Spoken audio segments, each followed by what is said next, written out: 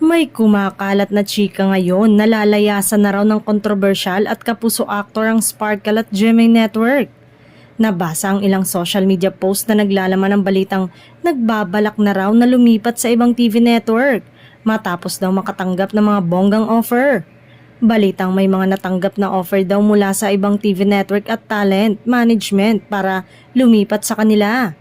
Isa umano sa mga nagparamdam din noon sa kapuso aktor ay ang talent management ng mag-asawang Ma Salvador at Rambo Nunez na Crown Artist Management at maging ang ABS-CBN.